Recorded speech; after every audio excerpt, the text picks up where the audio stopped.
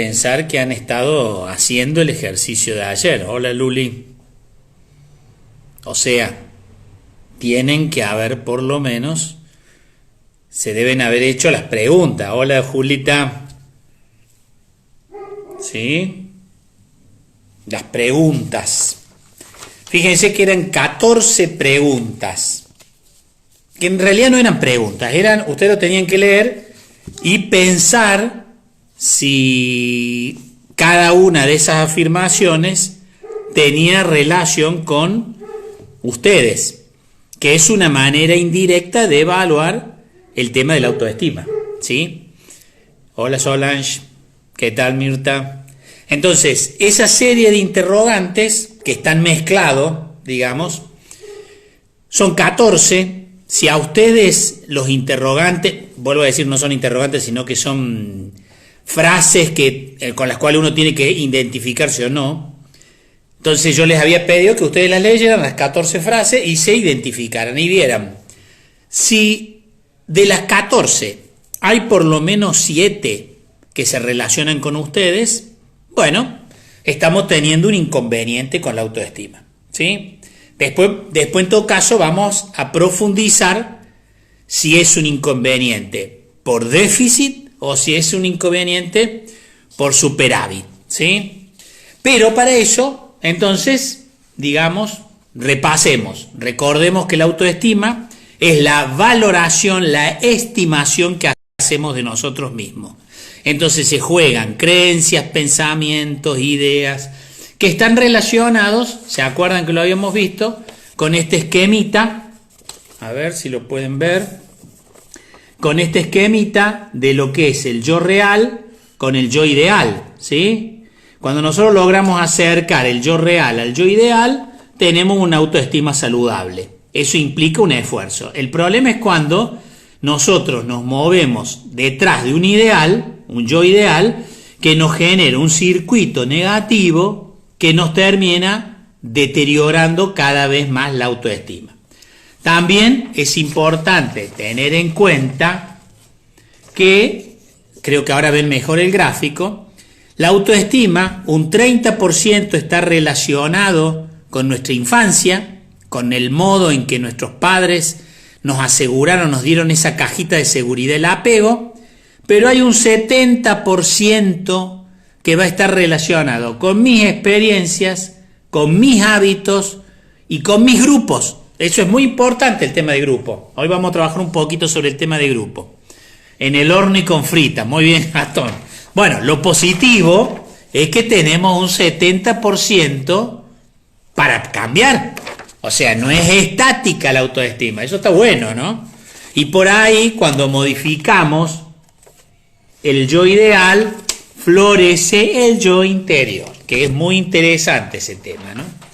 Bueno, recuerden, de las 14, si tienen 7 y están en el horno y con frita, como dice Gastón, hay que repasar qué nos está pasando con la autoestima, ¿no? Porque la autoestima es un tema que se debe trabajar, porque como les decía, tanto en baja la autoestima se relaciona con relaciones dependientes, afectivas, o sea, uno es como que necesita siempre que esté el otro ahí, como el pegote, digamos, nos hace inseguro, no nos da confianza, nos hace la posibilidad de que seamos extremadamente vergonzosos, introvertidos, que no sepamos expresar lo que sentimos, que nos cueste terminar un proyecto. O sea, miren todas las afectaciones que nos produce una autoestima disminuida. La autoestima elevada, por el contrario, genera más complicaciones en lo que nos rodean. Porque el que tiene autoestima elevada nunca autocrítica, no escucha, permanentemente habla, lo motiva permanentemente su expresión, no es incapaz de escuchar, no le vamos a pedir sentir. ¿Se acuerdan que jugábamos eso de escuchar y sentir? O sea, olvidémonos. Entonces, son dos elementos graves. Es mucho más fácil trabajar una autoestima baja para lograr colocarla en un lugar adecuado que disminuir la autoestima inflada. ¿Sí? Ojo con eso. Hola Susi. El apego influye, como ya les dije, Tony, solo en el 30%. O sea, indudablemente hay que partir con una base de un 30%. Si tuvimos cuidadores que nos den esa caja segura, bueno, ¿para qué les voy a contar? Pero el otro 70% depende de las cosas que yo me proponga hacer, de los hábitos que desarrolle y los hábitos que cambie, que sean negativos y que los cambie, porque algunos hay que cambiar, y sobre todo el trabajo en grupo. ¿Se acuerdan que en algún momento dijimos que nuestros mejores cambios, nuestras formas más fáciles de adaptarnos a nuevas circunstancias, siempre es en grupo? Y por supuesto la experiencia, como decís vos, Claudia, las experiencias, ¿no es cierto? Y sobre todo cuando son compartidas, nos dan a nosotros, nos dan la posibilidad. Es como si nosotros a la computadora le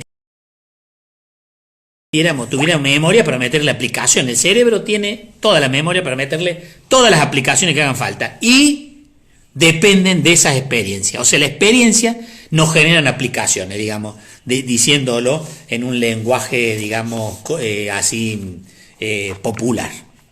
Bueno, ahora, lo primero que yo me tendría que preguntar, ¿no es cierto? Porque después de haber hecho ese interrogatorio, indudablemente uno se queda pensando, ¿no? Porque estas cosas para eso sirven, para pensarnos,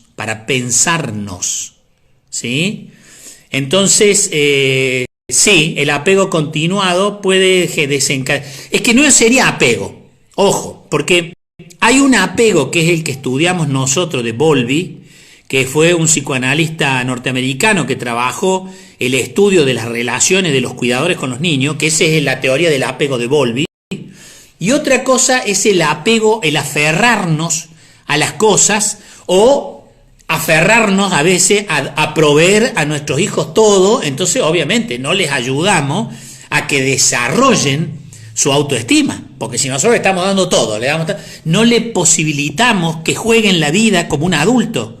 Si la vida tiene todo eso, digo, sacrificio, frustraciones, cosas que no nos gustan, cosas que nos gustan. Si uno no ayuda a que el hijo pueda trabajar eso, bueno, obviamente no le estamos dando un apego seguro, ¿sí? Pero el apego seguro termina alrededor de los 7 años, ojo, ojo. Después vienen las experiencias vitales, como decía Claudia. Ahora, el punto es, todos tenemos discapacidades, así como tenemos capacidades. ¿Se acuerdan cuando vimos las fortalezas, la importancia que tenía eso?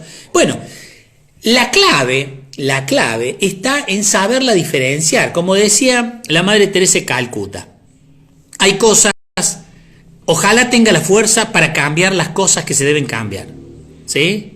La serenidad para aceptar lo que no puedo cambiar y la sabiduría para encontrar la diferencia. Esa frase me parece fantástica para el tema que nos toca. ¿Por qué? Porque es muy importante que nos reconozcamos nuestras capacidades y nuestras incapacidades y movernos en función de nuestra motivación. Yo no puedo cambiar porque a mi mujer se le ocurre que no le gusta algo de mí, entonces yo tengo que hacerle... No, o mis amigos, o la gente, o mi familia. No, la motivación es personal, personalísima. Entonces uno cambia o decide modificar una discapacidad que tiene, la que sea. Yo no sé ser buen mecánico, entonces me hago un curso para ser buen mecánico. Bueno, modifico, ¿sí? Por voluntad propia. Eso es fundamental en la autoestima, ¿sí? Porque si yo me muevo por lo que los otros quieren y me meto en el debe ser, en el deber ser de los otros, no voy a construir una autoestima saludable, ¿sí? Ojo con eso. Que no tiene que ver con la fortaleza. Las fortalezas tienen un estándar en la sociedad por la cultura, que se acuerdan que las vimos, que bueno, uno admira, digamos, al sujeto que puede desarrollar una fortaleza. Todos nosotros tratamos de desarrollar fortaleza, pero lo hacemos por motus propio, ¿sí? Buscando un equilibrio personal, propio, no porque al otro quiere, porque a mí me parece que el otro necesita. Digo, eso no es bueno, ¿sí? Entonces, trabajar, eso es lo primero que nosotros tenemos que aprender. Y por eso, a mí me parecía importante que ustedes tengan en cuenta estos 5 elementos. Miren, para poder tener una autoestima saludable, lo primero es ser auténtico. Es ser auténtico. O sea, decir lo que pensamos, que a veces es duro, pero permite saber quién es uno. Yo, por ejemplo, siempre digo que a veces uno hace muchas cosas por comedido. Bueno, ahí vamos mal. ¿Por qué? Porque ahí se pierde mucho de la autenticidad. Ser comedido, no sé, porque uno quiere, por ejemplo, te viene gente y vos estás a la hora de la siesta, querés dormir la siesta, tenés todo el mundo en tu casa. Bueno, yo me voy a dormir la siesta. ¿Por qué? Porque esa es la mejor manera de tener mis buenas relaciones. Yo no he hecho a nadie, que todo el mundo se quede, no tengo problema, pero yo, cuando llegó la hora de la siesta y hay gente, yo me voy a dormir. Auténtico con uno mismo, ¿sí? Esto no es fácil, ¿no es cierto? Yo sé que no es fácil, pero que se relaciona fundamentalmente con el segundo aspecto que va a tener que ver con lo que dice Tony, la convivencia. El segundo aspecto, o sea, así como debemos ser auténticos, lo que implica reconocer nuestras capacidades e incapacidades, y las que querramos cambiar, cambiarlas, también tenemos que ser autónomos. Fíjense que el principal problema hoy que siente la gente con la cuarentena es la pérdida de la libertad. La autonomía tiene que ver con eso, pero también tiene que ver con el límite, que es la tercera característica. Yo tengo una intimidad que yo mismo primero la tengo que hacer respetar, sobre todo en la convivencia. Miren, en la terapia de pareja lo primero que se pregunta es cómo funcionan las puertas. ¿Cómo funcionan las puertas de los dormitorios? Porque son los espacios de intimidad. La intimidad, ¿sí?, que está muy relacionado con la autonomía y con el límite, no es solamente física, concreta, lo es, obviamente, un dormitorio, una cama, una ropa, lo que es mío, ¿sí? También es simbólico, ¿sí? Lo que yo pienso, lo que yo creo, ¿sí? Entonces, no es lo mismo trabajar esto, sobre todo en convivencia con nuestros hijos, que cada uno tenga su espacio de intimidad, porque es muy difícil en la cuarentena, estamos todo el tiempo juntos, bueno, pero cada uno tiene que tener su intimidad, su espacio de límite, ¿sí? Entonces, decíamos, autenticidad, autonomía, límite. El cuarto elemento es el orgullo. Yo, para aprender a quererme primero, acá se relaciona mucho con mi pasado. ¿Se acuerdan que yo siempre digo, el pasado con culpa es de autoestima disminuida? El pasado con satisfacción es de autoestima saludable, ¿sí? Entonces, esa satisfacción es la que a mí me da orgullo.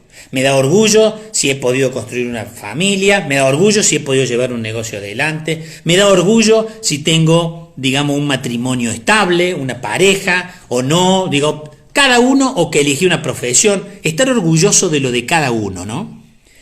Y el quinto elemento, que a veces ya lo habíamos visto en las fortalezas, es ser receptivo, aprender a dejarse querer, aprender a recibir las cosas buenas que le da la vida.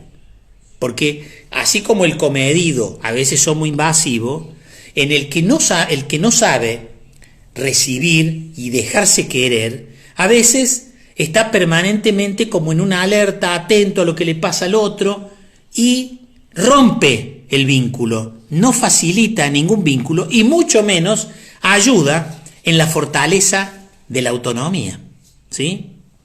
Para ir cerrando entonces con el tema de autoestima. ¿Cómo se aprende? Primero, el apego juega su rol, 30%. El apego es el modo en que nuestros cuidadores, padres, abuelos, tíos, nos transmitieron, ojo que se aprende por imitación, no por lo que yo digo, nos transmitieron, si yo soy hijo de un padre con autoestima adecuada, voy a tener más facilidad, si he tenido un padre con autoestima disminuida, me va a ser más difícil. Pensémoslo también con respecto a nuestros hijos. Pero es el 30%. El 70%, nuestras experiencias. Primero, el hábito. No es fácil cambiar los hábitos, pero si estudiamos cuáles son nuestras capacidades y nuestras incapacidades y qué cosas queremos cambiar, sin exigirnos extremadamente mucho, obviamente vamos a tener que hacer un esfuerzo, pero vamos a poder alcanzar el yo ideal. Con el yo real vamos a alcanzar el yo ideal. Ahora, si mi yo ideal tiene un tamaño que Bueno, obviamente tengo que modificar la pauta ahí. Y el tercer punto, que es muy importante de cómo se aprende, son los grupos.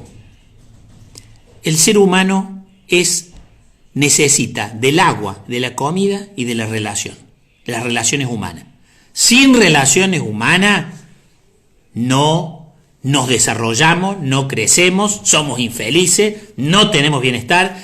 Entonces, no es lo mismo el aprendizaje de valorar la autoestima en grupo, pero digo grupos de amigos, ¿no es cierto? Grupo familia, o sea, no es lo mismo. Fíjense que yo ya se lo dije, creo, pero el gran logro que hicieron las asociaciones de alcohólicos anónimos, miren de lo que estamos hablando, que ahora también hay víctimas de violencia, o sea, hay muchos grupos de autoayuda. Ha sido eso, la sustentabilidad que te da el grupo para alcanzar el objetivo que te propones. ¿Sí? Y les voy a regalar una frase que es muy buena, que dice: lo único que verdaderamente tenemos es aquello que no vamos a perder en un naufragio. Ahí está el secreto de saber desarrollar nuestra autoestima. No tiene que ver con las cosas que tenemos, sino con la expresión de quienes somos, de lo que somos y de lo que somos en relación con los otros, no con nosotros mismos solamente, también con nosotros mismos, pero en relación de nosotros con los otros. Aprendamos esto, porque de esa manera vamos a ayudar a que nuestros hijos tengan una buena autoestima, nosotros a lograr el bienestar y construir indudablemente una sociedad distinta. No sé si tienen alguna duda, si no, mañana